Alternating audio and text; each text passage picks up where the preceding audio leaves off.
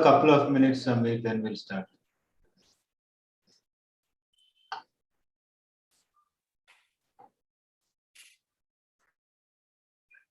So there's live streaming on YouTube, is it? Yeah. Is this mainly for students, that's it?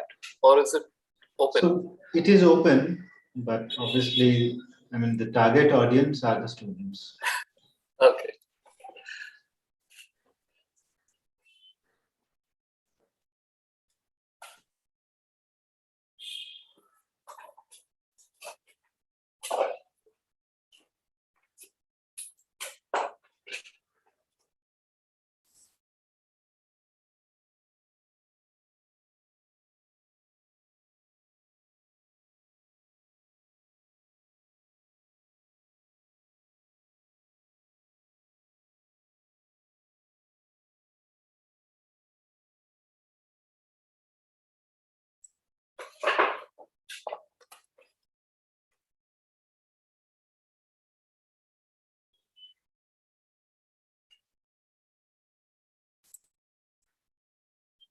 I can see someone from my studio.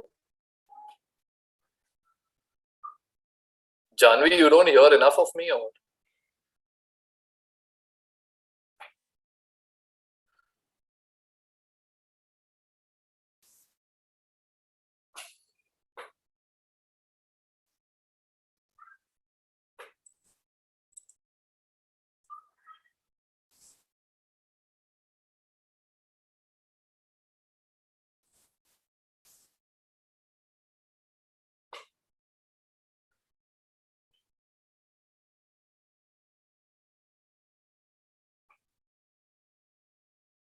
So Girish didn't put out any slides, huh? How do you know that? I watched it. I say you were there. I mean, I watched the recording. Achha, so he seems to be in a very different phase.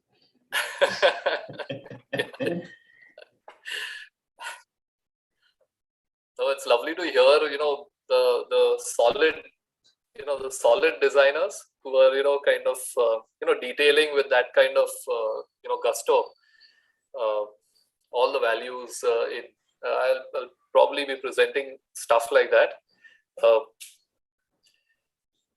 about other designers.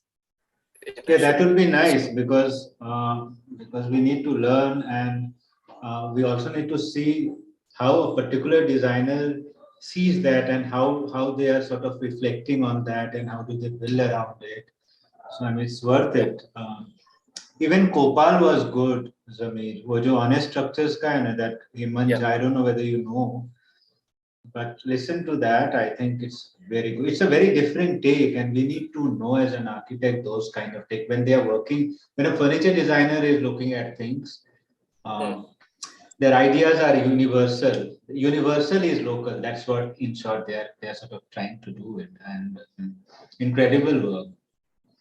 Lovely. And I'll check it out. Yeah, check, and it's a less inventory, but very well done. Sorry, I'll just give me a minute. I'm just going to. Yeah.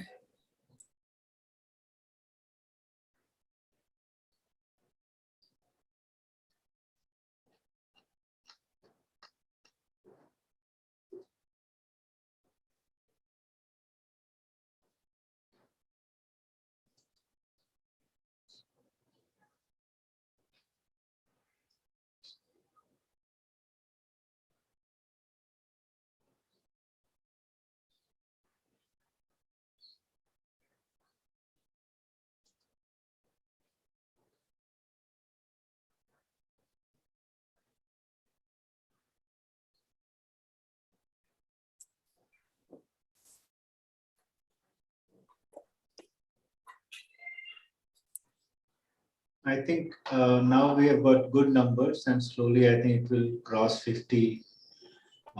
So maybe we should start now. Who is introducing Zameer?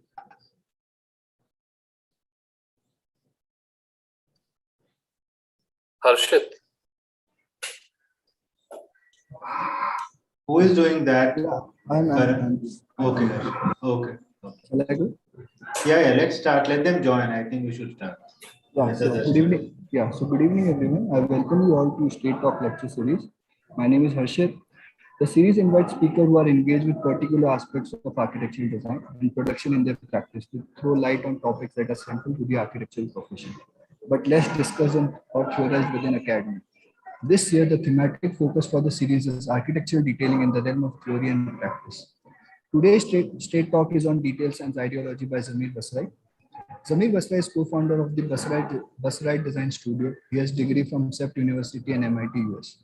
The Basrai is an independent design studio specializing in the design and creation of built environments, both temporary and permanent. Their work spans across hospitality and entertainment venues, to film and production environments, and from exhibitions and installation to institutional environments. Led by Ayaz and Sameer Basrai, the studio is a small team of architects and industrial designers who work in a multidisciplinary environment across micro to the macro scales.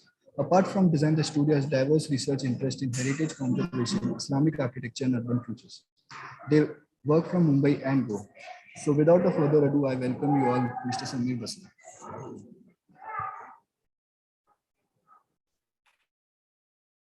Thanks, Harshit.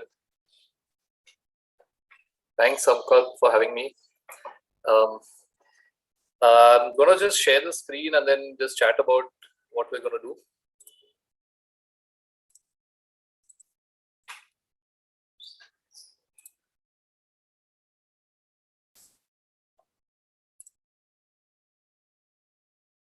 Yeah. Okay. Visible? Yeah. Okay, cool. So, Detail Sans Idealogy is actually a title that came up during discussion about the topic and what we were going to present. So this is it's not going to be a linear presentation. There's no culmination on the theme. The theme is something that's just come up after we made the whole presentation. So really you can look at it like that. There are two pieces to this presentation. We're going to present ideas that we thought about detail, and towards the end, maybe end on note that's a little bit more sans ideology. So on detail, I mean, we know these architects. We know what kind of values they hold. There is a certain intensity of detail, and these are all the kind of the stalwarts of who we look to. Nicholas Grimshaw, Renzo Piano, you have Scarpa, and closer to home, there's Samira Rathod. So these are all kind of examples of work that we would hold in extremely high regard when you talk about detail. And really we're big fans of all these architects, and we kind of want to emulate them at some point. We want to be them. We want to hold the kind of control on each and every detail. You can see it in the image. Every junction of materials kind of coming together with a certain celebration. You can see it at the thresholds of doors, and this is of course across the belief in architecture that the detail creates space, the detail creates the system, the detail extrapolated is really the room. And again, these details become moments of exploration, especially in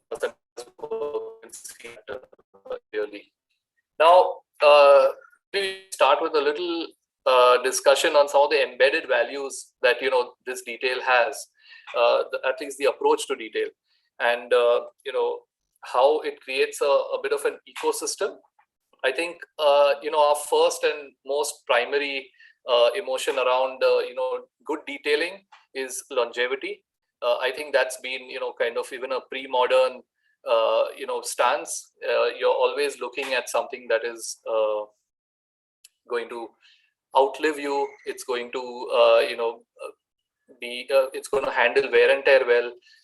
And I think with a bit of a with the modern movement, I think that converted to honesty, and that's a strong word. It's quite a value that is held in high regard. That if there is a certain uh, material, it is expressed honestly on the exterior. Some of these things might feel a little old now, but these are some of the stoic values that one would hold. Um, and then there is, of course, the response to design, how design transcends in these little details, and that how an internal process of making any kind of process of a junction, or how that material came about, the grain of wood, or the the direction of the ply, or the kind of the strength on a certain axis, and the lack of it on the other. These are all the internal process of making that then find expression in the details.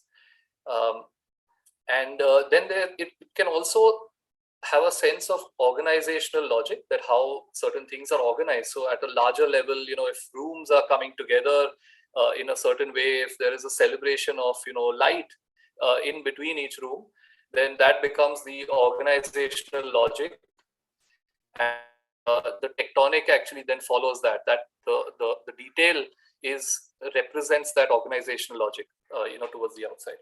And similarly, as a structural system, so when the structure creates the detail, you can actually that is another expression as it comes out. These are also all internal discussions at the studio, so this is all thoughts, pondering on the subject. So feel free to even stop me, discuss anything. This is, keep it casual. The third is the fact that what I mentioned earlier, that basically the detail has the potential to create order. It is not only a culmination of a certain kind of larger idea, which then sits within, gets put into a certain logic, and then a detail emerges. The detail can create order, and then there is a scale of the detail. I think there's a beautiful paper called in the Intervention Architecture Journal of the Aga Khan Award for Architecture 10th cycle. It was written by Homi Bhabha. I'm forgetting the essay, but it's called kind of Building for Change. And there's a lovely meditation of the idea of detail and scale, and how they had actually used that essay to talk about the Voha apartment building that was awarded the Aga Khan Award for a detail of a sill, which kind of stopped the rain, but enhanced ventilation in the house.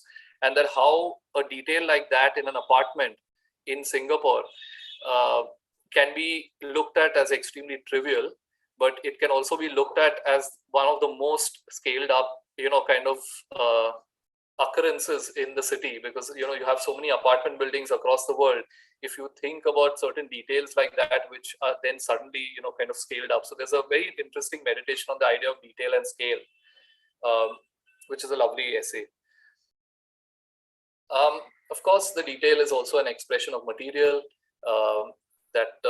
and an expression of region and identity. I think sometimes the choice of the detail, the certain junctions that you choose, kind of become an expression. This is very kind of pertinent to all the critical regionalist, architecture and beyond. So from that point, onwards, you have a certain kind of modernist approach to design, and the expression of old and new, certain dichotomies like that. Basically, they become represented in material, and then become the identity of some kind of a locality trying to aspire for newness, or that kind of formation. Some of the dualities that.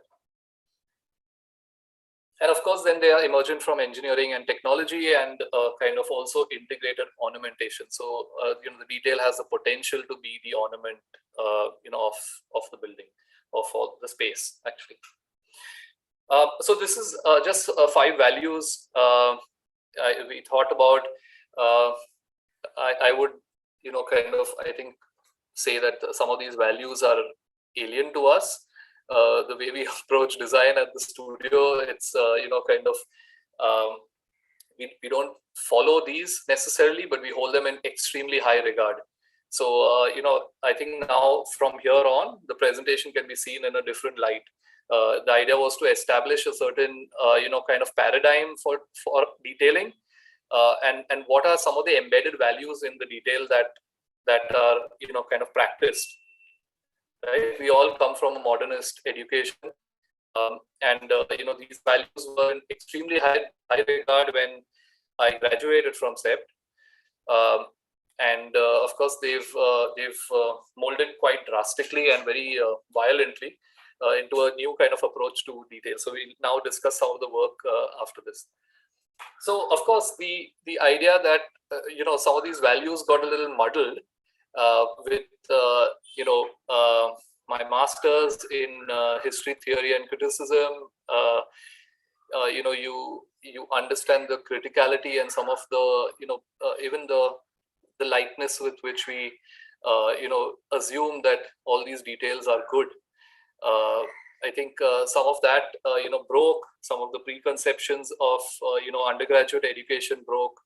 I met my brother, and that was a very kind of alarming situation where his values meet ours some way. So and that coupled with a bit of suspicion as well. So when you're not able to do something, you also get extremely suspect about what is it that these guys do. What is this detailing? Why so valued? So I mean, this is it's just a kind of what is going to come from here is actually a meditation on how detail for us has been a little different, and that it is, and maybe we can, these are some of the some of these ideas, the provocations, and some of them are actually kind of more focused implemented ideas on detail in the work. Okay, so I think both Ayaz and I managed to get pedigree educations and then go non-pedigree on approach.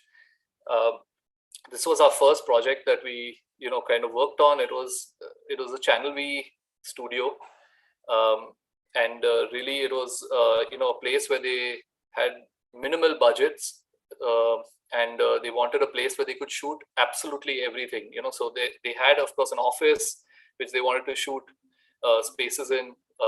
We do a lot of production design, and that's where we started some of our work. So this is what we kind of started with. You're looking at surface painting, shape making, making spaces which are slightly themed as well. Some of our later was actually working with Disney on miniatures. So we made stage sets about 3 feet by 2 feet sizes. These are boxes basically which which they shot lovely videos for a show called Agram Bagram Tigram. So that was some of our early work. Of course, detail here is miniaturized. You're basically trying to kind of create an ambience that is convincing. These were kind of blown up, and little stop motion figures moved around these areas, and it created the whole video. So this was an alien landscape, and this was a convertible kitchen, which is strange that that idea would kind of keep on lingering in the studio even after 10 that you have transformation as a theme. And some more glamorous work for Dhoom 2. This is, of course, along with Excite Studio and Sandeep Sangaru. So now if you ever see some of Sandeep Sangaru's work, you know where it all started. So this he was unbelievable with gadgets and building stuff from the beginning. So he had that hand, always. And this was, of course, the kind of translation of detail had gone to its absurd limits. When you come out of SEPT and you have a certain, kind of preconception of how detailing is done, here you give a dinky bike, a dinky, and you say, isko bada banao. And you have no control about what material goes in. It's just exploded basically to this size, right? And it was literally that 1:50, 1:40, models that was given to the set designer. So I think some of our early work actually dissolved some of our our focus, and it opened us to a new kind of way of approaching detail. This is Ayaz's diploma project at NID. It was a chainsaw. It was a one-handed chainsaw for firefighting, where you can use the other hand for something else. Normally, it's a two-handed chainsaw. Now, there's of course a very technical and kind of engineering requirement there. Talking about high temperatures, talking about performance, what is the battery related things. Of course, the way we kind of approach work. We obviously, Ayaz went for the the form making part, the shape making.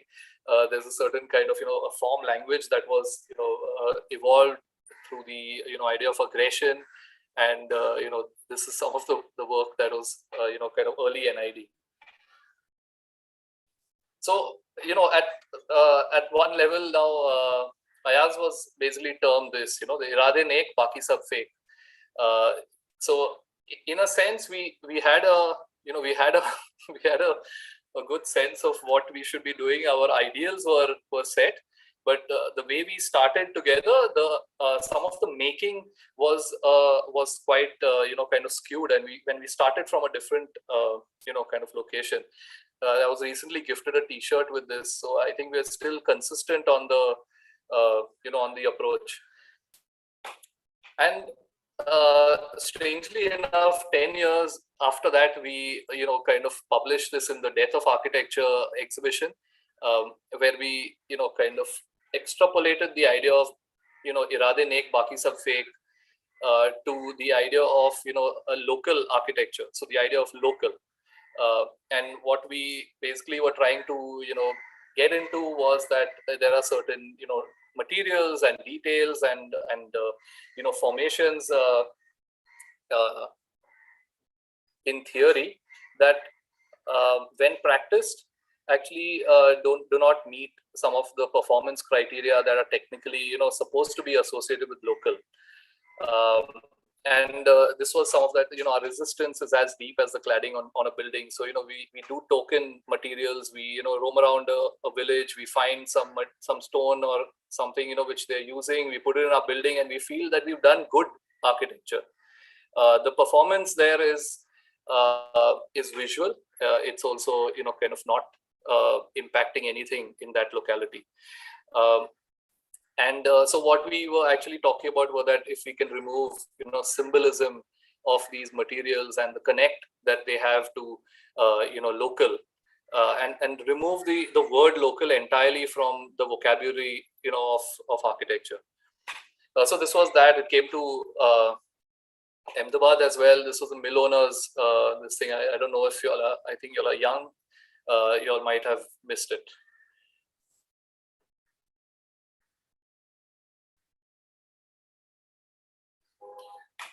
Some of our early work revolved around detail as narrative. There's a I don't know if you all know the Smokehouse Delhi restaurants that we kind of hand drew.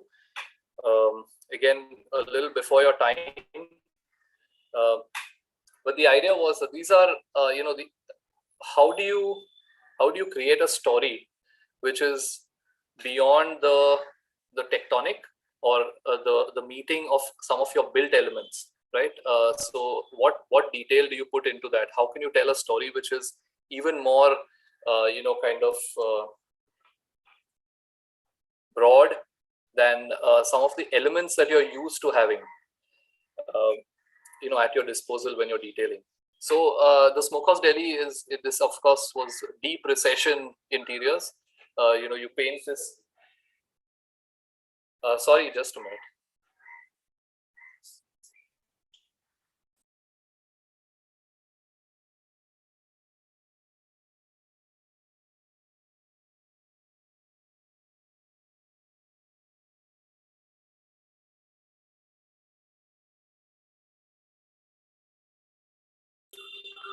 Sorry, my kid is back here. Okay, I'm just going to carry on. So yeah, the idea was that the detail in this was immense. We spent a month researching the idea. So this was the first one, was a parody on luxurious interiors at the time. So this is 2006. And then we moved. The next one was in Chandigarh, and we actually designed a temple to postmodernism in a Corbusier building. So one of the arcades. So we had kind of, if Corbusier was alive, we would have actually choked in this place. It was like a kind of celebration of postmodernism. In Bombay, at the Phoenix Mills, we researched the Phoenix Mills, the history of the mills, and industrial movements across the world. And so each and every location, instead of spending time on site or during construction, it would be a research project. We would spend a month just thinking about stories and music and food and all the references that are kind of surrounding that location, and introduce those details into the space with a marker. And of course, it was just because we enjoyed drawing as well. So the entire place would be drawn by us. Backbreaking work, but really fun, because you can really go down to each and every ingredient in that place. So the entire place is painted white, basic, kind of fit out, and each and every detail, what you would call, is drawn in with the marker.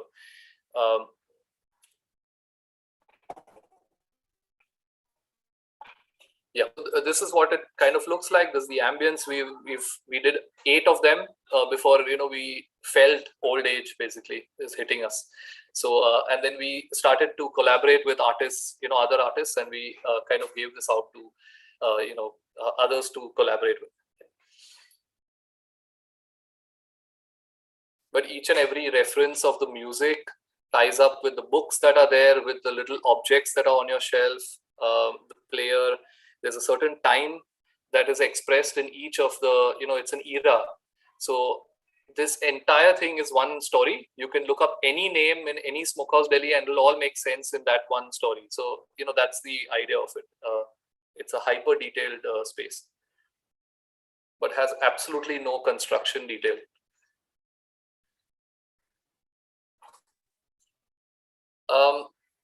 Extension to that, so that was one kind of talking about a surface finish.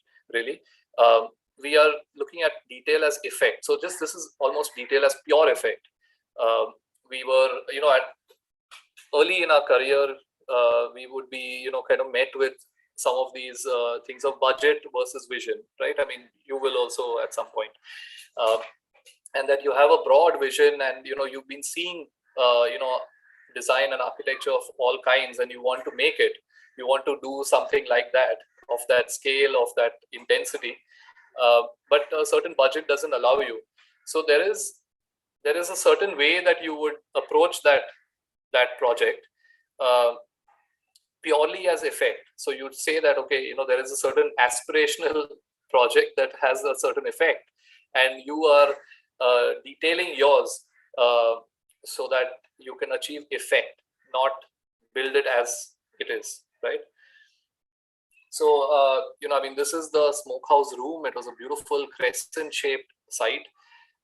And we went all out with these extremely organic forms. The idea was really the final effect was the only thing on our mind. We built it with chunks of wood and MDF and materials that I think most architects would choke on.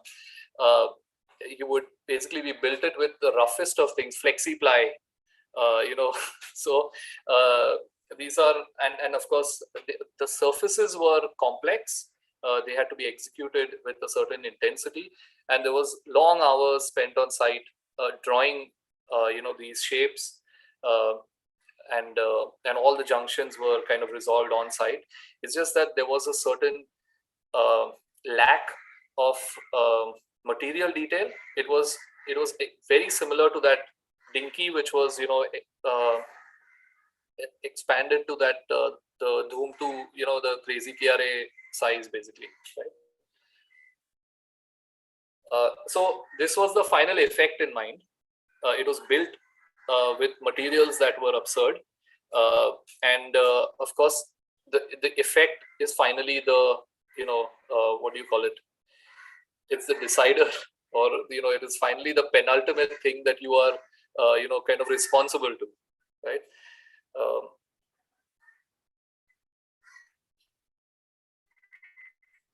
This is the dining space, so of course completely white, celebration of light. It's also a look down at your food, all color is your food kind of space, right? It was really experimenting with kind of molecular gastronomy in a very big way. So there was a lot of kind of vision all around. Some of the best chefs kind of put all their energy into this place. This is the bar, which is also a kind of a cocktail bar. So again, these shapes, kind of you would see them in a Zaha Hadid building made out of caracol, and there's so much kind of integrity in that material, routed with multi-axis routers, and then here you are with a tailor skinning little things on top, and nahi tight nahi aa raha hai, crease aa raha hai, that kind of thing. It's basically the same thing of the budget and vision, the mismatch there, right? But the effect is what you are looking for. It was always going to be a trippy place. It's supposed to be kind of enjoyed with psychedelics. It was always that it seems would have been would not have been fun. So it was a seamless kind of space. Things flowed into each other. And of course, there were some pretty grungy parts. There was also a nightclub attached to the cocktail bar. So this was, kind of a VIP area looking down into the nightclub, kind of area. Okay. There is another function that, kind of detail has. There is a certain nurture and love that is associated with a good detail. And you can use that emotion to misinform people. So, in a certain sense, there is, if you see something hyper detailed, your assumption is that, this has been nurtured and loved, and that there is a lot of attention given to this thing, right? So, so we play with that in some of our speculative fiction, our work around speculative fiction. And we use detail in varying degrees to, kind of convince, sometimes shock, sometimes make you believe. And you're looking at the image and you think, oh, this is an image, but actually it's completely, kind of manufactured. So the amount of detail actually sets certain, expectations in the viewer. So this is some our provocations that we put out, which is really statues we need, statues which have, performative aspects. This was, of course, the reaction to the, what, and it's also, kind of, it was going to be a very large thing at Haji Ali, and luckily this, kind of, it's been shelved for at least some time now. But we've also had some successful statues put up, the biggest one and all that, right?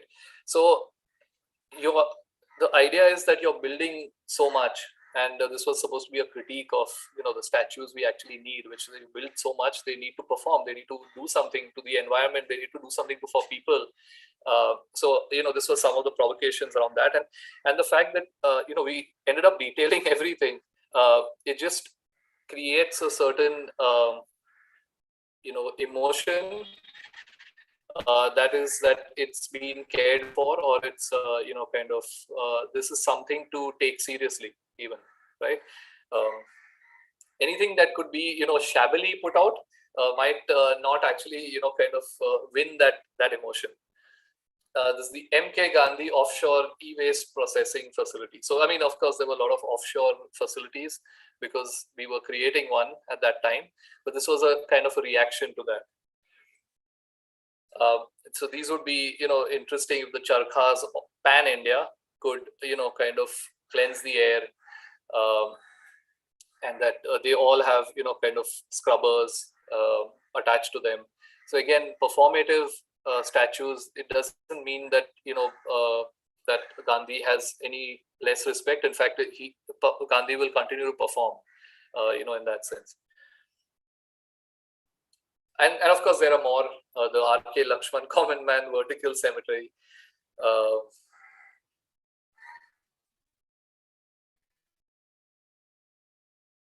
the Mandovi. So of course these are kind of repurposed casinos that could be kind of new spaces. So again, the aspect of intricateness, attention to kind of some of the built aspects give you a certain sense that this is possible, or is it it's just the reading of an image finally. Okay, I'll be spending a little more time on this part. This is something that we do practice kind of consciously. It's the detail as caricature.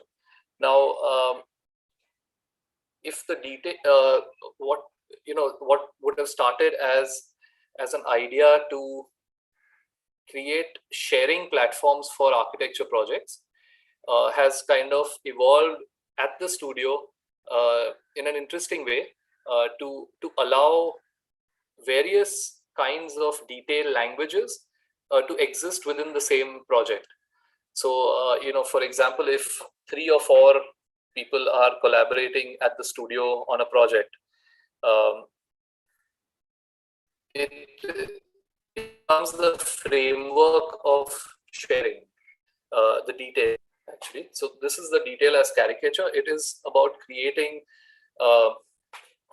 zones in the project which have their own unique detail language. So this will be a complete package. There would be the kind of lighting, the kind of air conditioning system.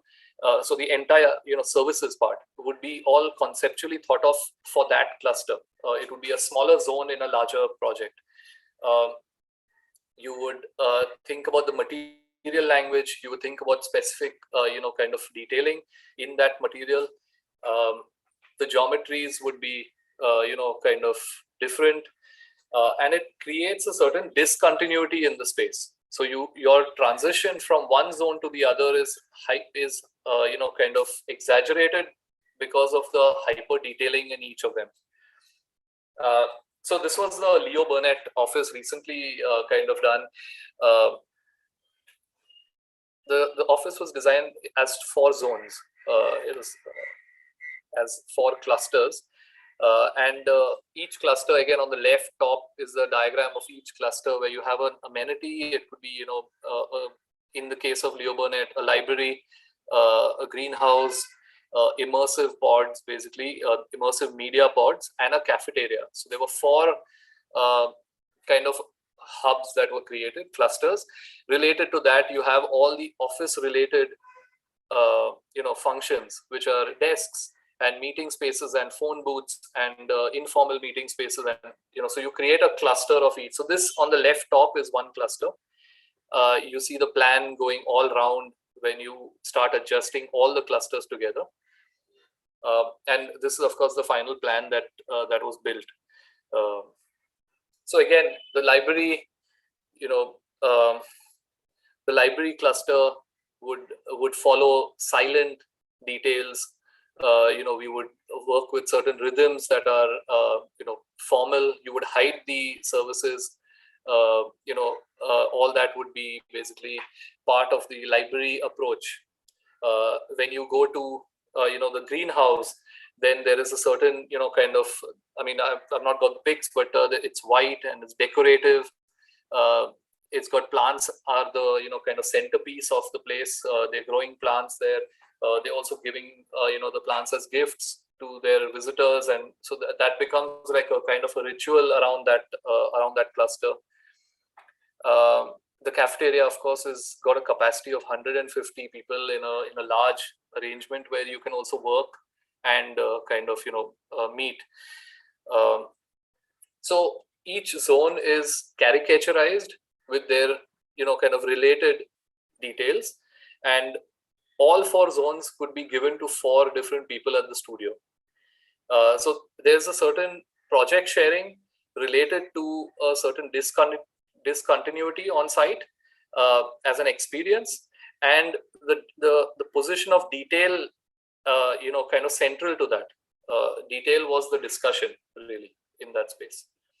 Similarly, again, this is a house we've designed. It's called the Folly House.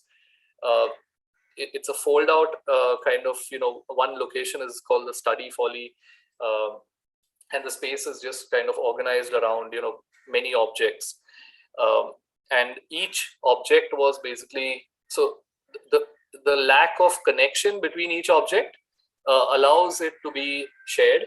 So the project is shared, but each object has its own kind of center. So each and everything is patterned. It's detailed for that particular object, and the next object has its own kind of approach. Each is basically caricaturized in that sense. Similar approaches again in the house of 18 corners. The idea was to break the idea of a room. It's a very tight apartment, and that if we could kind of create corners and then slide them around the house, you would change the experiential kind of nature of that space. It's very tight. It's not so drastic. You can still sense the rooms, but the insertion of these corners actually gave us the opportunity to kind of really enjoy the materials and different corner. We have different detail which is in each of corners. The house is a riot. There's a lot of color. There's a lot of kind of material expression. All of that comes together to make a corner related layout. So these were 3. This is something that's becoming consistent in the way we're working. We're enjoying the idea that we can all share a project, and we're also enjoying the idea that there is no turf problems. Certain detail languages can evolve as they want, and the house becomes the juxtaposition of that, or the house or the office or any of the spaces. Some of our work kind of involves temporary installations, and of course the detail that goes with that. So again, these are kind of uncommon materials to deal with. For example, string, nylon string, created this one installation here. The detailing, how to kind of tie it to the railing, go and integrate with the chandelier that is kind of hanging up there. Lakme Fashion Week installations that we do, we did for 2 consecutive years. Again, the armature remained the same. These were inspired by the Antonio Gaudi catenary explorations. They were, of course, kind of we had to tense them with little bags of sand because they looked so droopy. They didn't have the perkiness of Antonio Gaudi's kind of curves. But so this was used again. The same armature was used with bubble wrap in the next kind of season. So monsoon season was with bubble wrap, and we kind of started with summer. Basically, this was our summer season. Again, these installations take 2 days to kind of put up, and about 3 months of preparation. So it's an event. It needs to go up on time. There's a lot of back kind of planning. They enjoy it for just 2 days and they're out. Everything's dismantled and moved to the next location. So we thought that some of these armatures could actually be reused.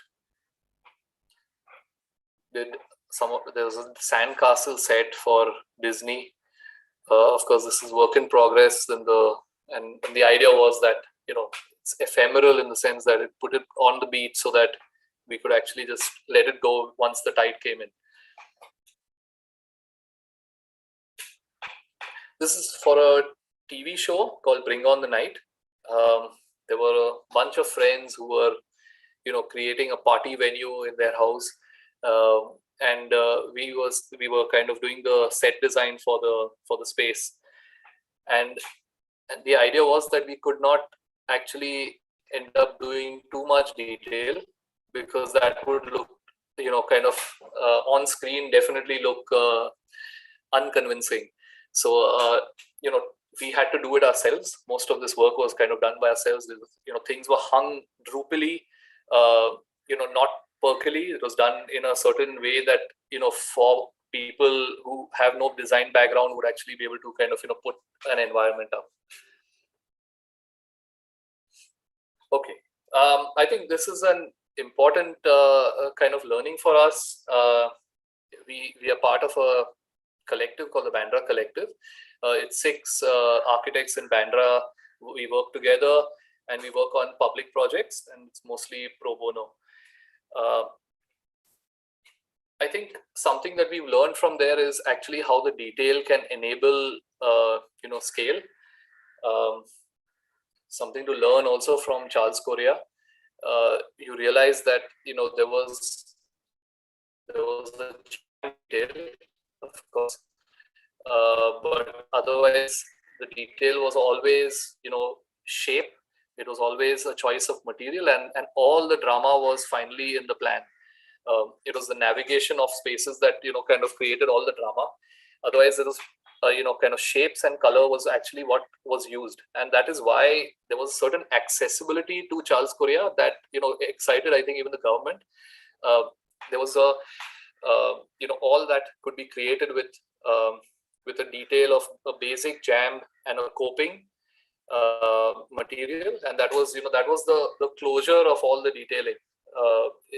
It feels like that, and I think in that sense, the when you work with public kind of projects, that aspect of letting go of some of those the orgiastic details basically actually allows you to become more accessible to everyone. So these are some of the parks that we kind of design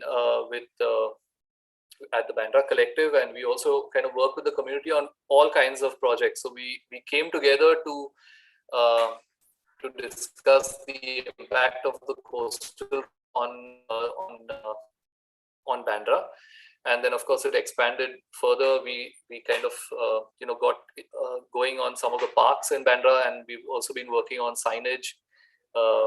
But you realize that there is that you come way down in the food chain, and the architect is actually brought on board by a contractor.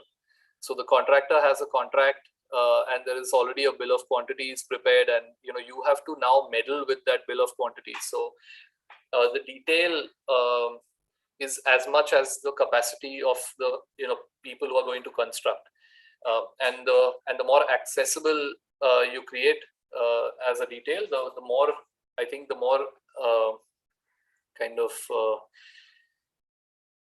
the more drama you can create, where you avoid that little struggle with that detail. So this is the I think these are some of the images of the park along the whole promenade has been the part of the studio. Again, with shape a plan that creates strong navigation, and material details that are extremely robust, coping details and jam details, right? Again, a fun place to kind of go around. There's something for everyone. That's my little one. So yeah, I think I'll just end on a note. It's again related to the Homi Bhabha essay, I think there was something very exciting about that essay, and we are going through quite an interesting time. There's lots of things that are changing. We have some interesting politics going on. We have an environmental crisis, and I think some of the ideas around detail need to kind of respond to some of those scales as well. There's a kind of sense that if you get too involved in something, you might miss the big picture. Similarly, each detail counts when scaled up, right? So there is a certain kind of impact that you imagine a detail can have, which the apartment building kind of spoke about. So this is that apartment building which won the Aga Khan Award. This is the detail, little kind of jali flap on the underside of the window. The window staggered, front and back, and there's a certain controller. If you see the little lever that controls the the intensity of the ventilation. So now what the meditation on this detail was that if scaled up to all apartment buildings, across the world, imagine the impact. Then it's worth meditating on some of those details. While the other side is that you are busy detailing something and a large park has been, kind of messed up right in your neighborhood. So there is a certain kind of scalar consciousness that we need to have at this point in our kind of as we are located right now. Both scales are absolutely essential, and that in that context, I think even if you are required to design sans ideology, you can kind of you can detail it even if you don't believe in it. It's now a time when you need to sense the scalar impact of your details that you produce. Thank you.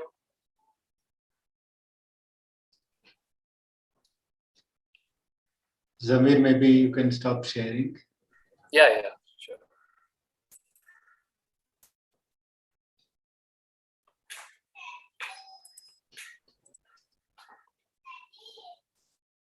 Yeah, so sorry, well, if you Sankalp, have, give me a second. I'll just come back. Yeah.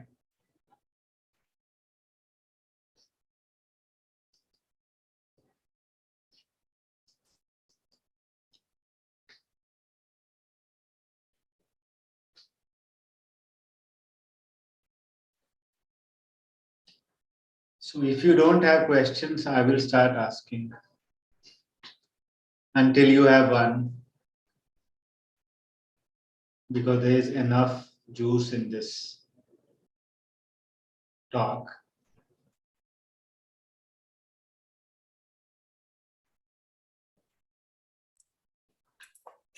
Hi, I'm back. Yes. Yeah.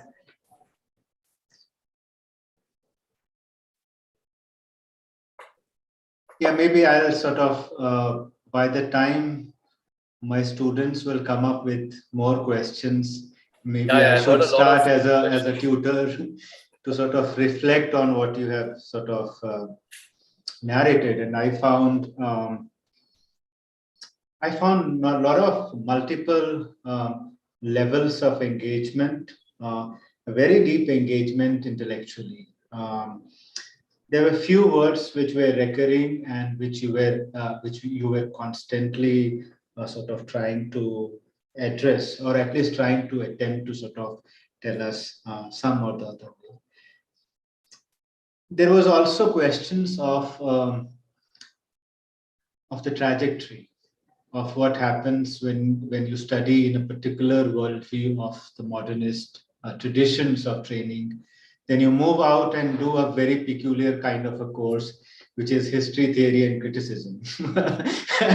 Really? And it just brings a different animal architect in you, where you start looking at things in multiple layers. and the work itself becomes a sort of a criticism as well as reflections. Um, it is important because we are living in a very turbulent time. We are living in a time where where really, I mean, both globally as well as locally, things which are happening are extremely discomforting, both in terms of what we started with post 1947 and where we have ended up today. I think I think from I don't know how low we could have become, how low we could have been as what we are today, at least in terms of what it seems to be. Uh, and this question of multiplicity of voices, this question of plurality, uh, in some way is coming very constructively in the work. Okay, so I just wanted to start at that level to say that look, in this plural society, criticisms are not really negative, but criticisms are a way to show the possibility and they're way to open up, um, to way to be more constructive and open up new dimensions of looking at things. Okay, so criticism is creative, means that there is a thought that has been put up to sort of offer something, and when there is something which is being offered, it sort of opens up a lot of possibilities for other people. Okay, and and the people who engage in this production obviously needs to be in a state of mind to be able to produce that and to be able to get out of the negativity to sort of move into a space where it is able to contribute something in a more constructive manner. So regaining of plurality, okay, when you were trying to talk about details as caricature, okay, is is as important to sort of me in this turbulent time to this question of meditating on things.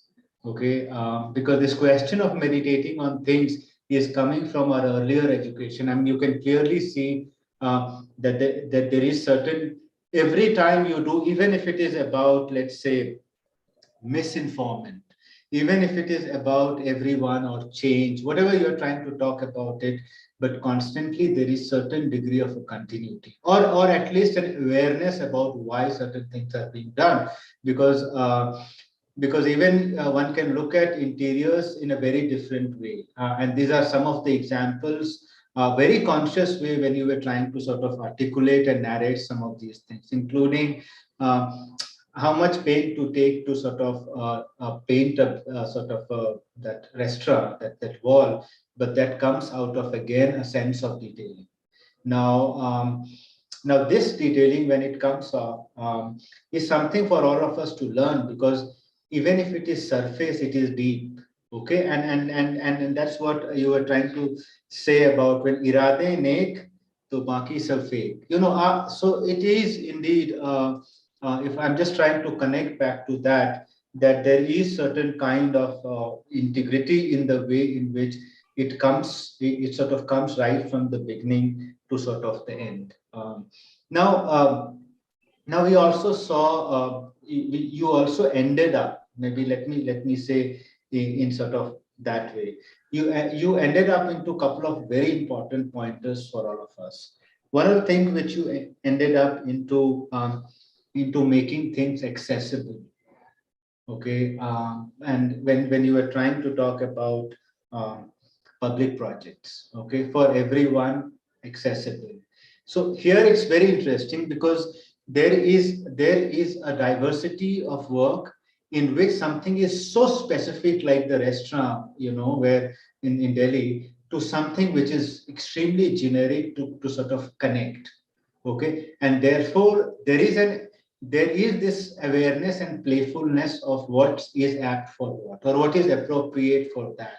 So the skill of the, let me say, the skill of the art of the architect, okay, let me say that, or the skill of the artisans is at play, but it never loses the narrative and the aptness for which it is being made. Okay, so that also is something which is sort of coming out, because otherwise how would you have seven, eight, nine categories of looking at sort of details and really trying to identify it. And once you identify it, then you sort of analyze it and then you create it, because that's the sequence of research. Identify, analyze, evaluate, sort of create, etc., etc. So, so again, that I felt was something all of us need to sort of rethink about it and learn the fact that that that research can lead to a sort of a beautiful engagement with detail, and surfaces are beautiful if it is thought deeply. And details are not only about coming together of materials, but it is about how the story is told in the best possible way for the time period for which it is being made, or for the objective for which it is being served. So, so I'll stop here. Maybe Zameer, you want to respond? You can, and I'm sure if nobody is there, Jayashree, you will have some questions. Thank you, Sankalp. That was beautifully put. Yeah, I think it's made it more clear for us actually right now.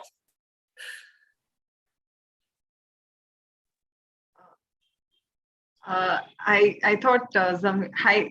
So would you like to respond to that? I mean, whatever Sankalp was talking. No. I mean, the thing is that when we get a topic like this, first response is we're not doing this consciously. But things are being detailed. We go with extreme focus, on a project, and we are doing it with a lot of clarity at some point. Sometimes it's muddy, but we do also have clarity on details. So what is it that we are pursuing? Actually became very clear after you spoke, because we look at it in a parcelized way, that this project, what were we trying to do in this project, what were we trying to do in this, and there are projects that we have not shown that are that would fall under a normal gamut, where you kind of responding to a brief and do enjoy the materials, and your all the details are celebrated, and junctions are celebrated. I wouldn't say detail now after this summary. So I think some of the junctions are celebrated, and we do enjoy that as well. I mean, for the presentation, we did kind of choose some of the themes that are and also the projects that are that might not fall under a normal kind of gamut of projects. We have written extensively about Smokehouse Delhi because it did kind of it was something that when you run your finger over all the surfaces of a project, you will know who's cut what corners, because you are running the marker. You actually know each and every alignment, misalignment, so there is a certain intimacy that comes with that project. It might feel happy and kind of light, but of course there's a certain intensity to the research as well. We take it all very seriously. We research everything. Complete kind of worldview is created in each. So at Lavelle Road in Bangalore, we realized the whole kind of history of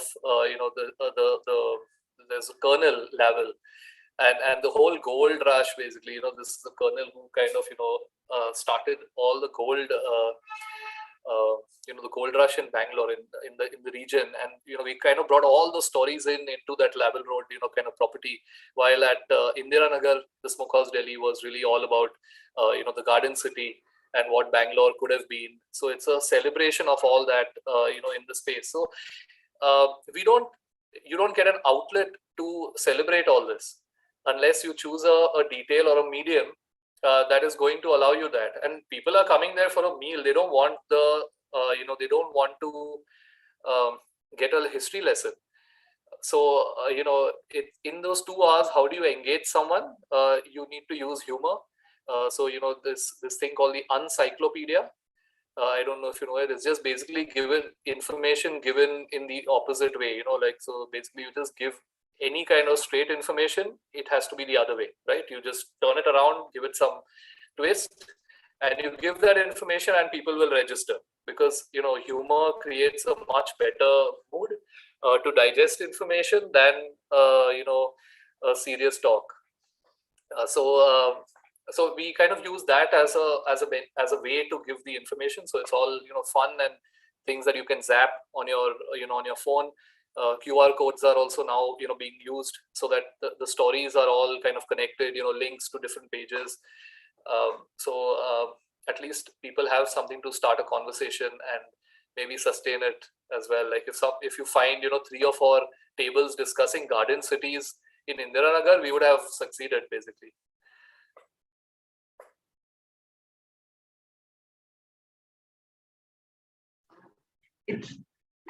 It's not a question as such, but just a continuation to what Sankalp was talking about. So when you talked about design detail for everyone, see, we as architects, we have this tendency to like celebrate details and we know what to look for, and but when you do it as a public project or when you do detail for everyone, how is the response? How was your response? Or how was the response from the community as such? Did you achieve something there, or? Definitely. I mean, it's a pleasure passing that park actually on the way, and of course the whole promenade. So and other gardens in the city as well. It's a scale of work and a kind of work that you can only do on a shared platform. It can only be produced by a collective. Handling BMC for a boutique studio, 20 people in a studio, it's not possible. There is a kind of this rushed sense to all projects, that kal BOQ de do, so there's no design, there's no anything, tomorrow BOQ. So how do you produce that as a single studio? It can stress you out completely. So as a group, it's lovely because I can work on architecture brios, BOQ, and I have no ego involved in that. Nor does, of course, they would do a better BOQ, but the idea is that there's no ego involved. There are designs which are sent from studio to studio, and it's lovely to have Sameer sketch on some things, and Sameer DeMonte is also an alumni from CEPT. He's really good with kind of dealing with the municipality. He's extremely respected in that circle. So watching them negotiate the projects is wonderful. So it's a group of people doing kind of design and using strengths basically to so even the Carter Road Promenade was nicely cut up, but obviously there were so many overlaps that it all has become one kind of continuous experience now through the whole space. And supervision becomes easier. It's a kind of combined project. So in that sense, the coexistence of different languages it's actually a prerequisite now to do public work, unless you're doing something small enough that a studio can handle. If you're doing something of scale, it is getting into those conversations, especially when bill of quantities is done, you have a contract signed with a contractor, plans have actually been submitted. Now you are rejuggling a BOQ to find material enough to produce a park that you have planned, right? So it's about using the quantity of stone in a different way. So there was a detail. They have standard details for example UCR walls, right? You have a UCR with a coping. Now that's a standard government detail. You use that to create something for yourself, right? You have to use those little things. Now introducing new materials into the schedule of rates is a complex kind of process, and it doesn't you need multiple quotations. Adding that new material in will become a nightmare when you have timeline on your head. So there's a certain kind of accessibility and ease with which you need to perform, so that you are one of the vendors that the government is looking at. Otherwise you are you will not feature in that if you start creating a kind of a bottleneck. with respect to detailing, especially. And I mean, it's just a kind of while we were thinking about this topic, we really felt that that Charles Correa basically killed it on that. There was such a celebration of color and shape in the work, and a extremely solid, navigation and plan. Now you put all that together, it is basically a building that anyone can make. There was absolutely no mastery required in that building, right? You can cast your beams at any level because it's plastered. You can do what you want inside, fat columns, thin columns, you go for it, right? You don't need an integrity of structure, for example. You need the window at a certain height that you can manage with lintels, sills. You can do all that.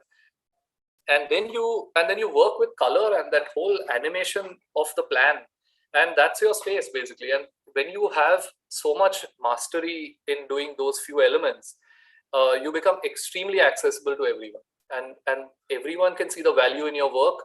They can see it that execution is not going to be a pain as well. And I think that is the prerequisite for some of the public work, and I think that we are learning that. We still strive for a smaller studio kind of intensity, and there is a certain letting go of this to achieve scale. That is that little balance that I think our time is requiring from us. Otherwise, we'll be left behind. We are anyway boutique, architecture practices. We are not really required in the scheme of things unless we, become accessible and easy. We are not going to be the ones that they look to when they want to make even a park.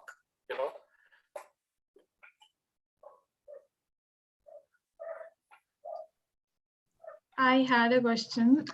It's about detailing as narrative. So how does one go about detailing through narrative? So is it like before the project or during the project or after the project? So the narrative leads the project or the project leads the narrative? Or is it like the narrative is the medium, or like how does one go about it? Yeah. So have you visited the ARC project in Baroda? It's definitely a must visit. It's Aniket Bhagwat and team. Basically, a lovely project to kind of visit, and there are of course literal kind of narratives in that space, but as you walk through that through the space, you will be you will literally be transported into some other world. At times you will be transported into some kind of a story about the history of Baroda at some point. So there's a very kind of multi-layered narrative there. You will also be kind of lulled into the idea of craft. If you're not if you're not concerned about craft right now, you'll be lulled into it at that place. So there are that narrative was primary. There was a certain kind of mythical story that was spoken about and then sketched about, and then the materials were chosen, and then the form was chosen, and then the plans sketched, and then it kind of evolved from there. And each and every object over there has that story, right? So this would be like a hyper narrative kind of experience. We would I know that Sameera Rathod uses a lot of kind of narrative techniques to to kind of even evolve some of the new furniture that she's been working on. So there could be like a conversation between two spheres, right? So you just have to say something like that to start to kind of talk about a lovely park bench that is then kind of designed using two spheres, and that conversation, and you kind of can mull over it and really create some serious drama, and the whole kind of the tectonic would evolve from that kind of story. So there's that as well. It could be a narrative that is not related to the project, that can create the project entirely, right? So at one level, there is the whole history of Baroda brought it as a narrative, as a solid thing, that this place needs to be a repository of that knowledge, and it is brought in through the project. Another is that the narrative is a graft, and still it is made relevant to the project, and then the detailing actually then kind of evolves from there. And of course, then then there's the possibility of the narrative right at the end, that which is not really fun as a process, though. It's always fun to have the narrative at least midway or at the beginning. The narrative at the end of the project would also be in hindsight. For example, when you look at a project post kind of completion and how it's being used, or post occupancy surveys, you use the information that you get from there to evolve the next kind of project. Those are some of the projects that also you can kind of use the narrative of one to feed the other.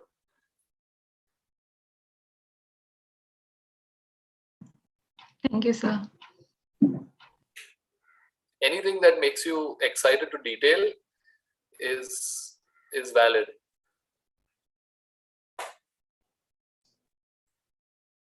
I had a curiosity regarding the Foley house, where all the furnitures are moving on the floor.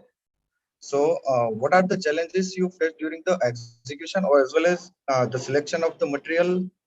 Because all the furnitures we saw that is static, and in the Foley house, all the furnitures are moving. So even the proportions of the space is also changing. So how you justice the functional aspects also, like what are the challenges come up during that project? So, I mean, in the case of the Folly House, we were working, so it actually, the process was extremely linear. It started with a statement of, make mistakes. That was the brief, basically. I think the idea was that there is a certain, kind of a certain amount of chance that, that the house would work or not. And it does not work sometimes, and it works well at sometimes.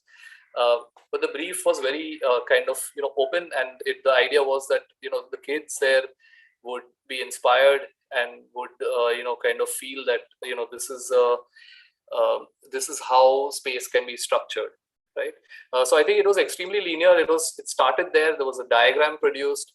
The diagram was approved, and we went for it. Now, midway in that project, things were so gizmo that we actually got worried that if we execute this in extremely kind of bold materials, it might actually completely become unhomely.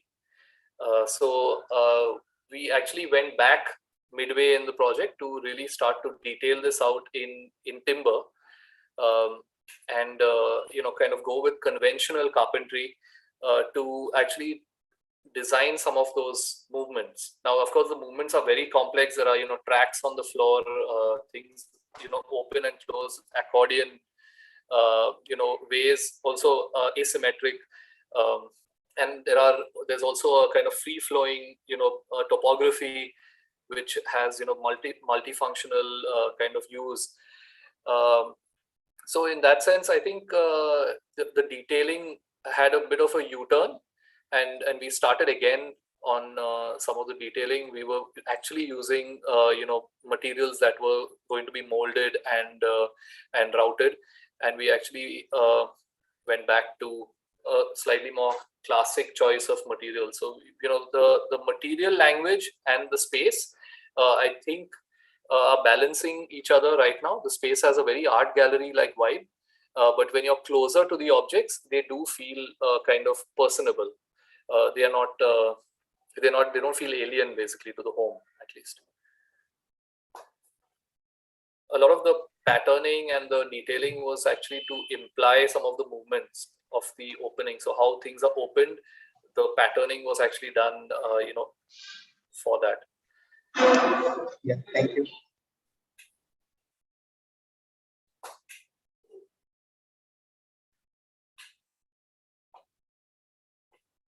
Anyone else?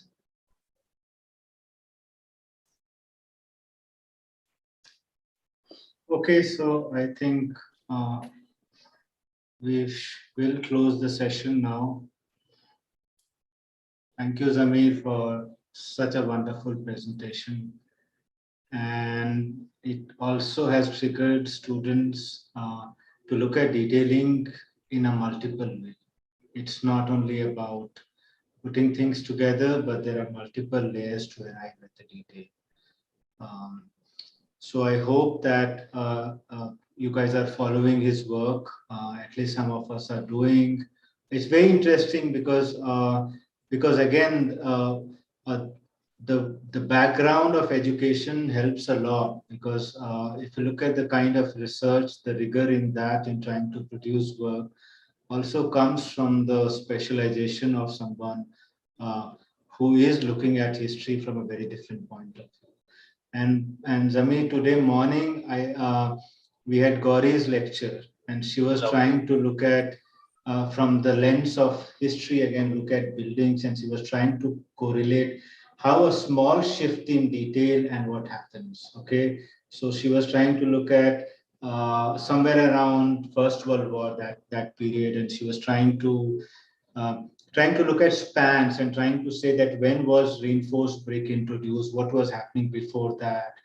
And she was trying to tell 1890 was when the patent for the concrete happened. So it was again from a history point of view, if you start looking at it, any small shift is very important. Is important because it changes the everyday life. In the way in which it operates. So one detail, which means that the whole spanning system changes from an arc-based system to now a sort of a systems where it is completely based on bending. Okay, and one may not fathom it, but at the same time it becomes. And here in your session, we found again a very different multiplicity of how you connect both in terms of research, history, but also the way you sort of complete the loop by sort of not only questioning but by letting both the material but as well as integrating space. So, for example, when the Folly House, okay, if you look at the Folly House, it's again a very different conception of detail. Okay, the scale changes. Okay, but the question is different, and so every time what is recurring is the question, that the fact that somebody is able to question, and in the manner in which that problem is articulated, the detail emerges. Okay, so detail is not only about physical artifact, it is about how sort of narratives are built and then how they sort of come together. So thank you for such a beautiful lecture, and I hope we all cherish and my pleasure, Sankalp. Thank you. Thanks everyone. Thank you, sir.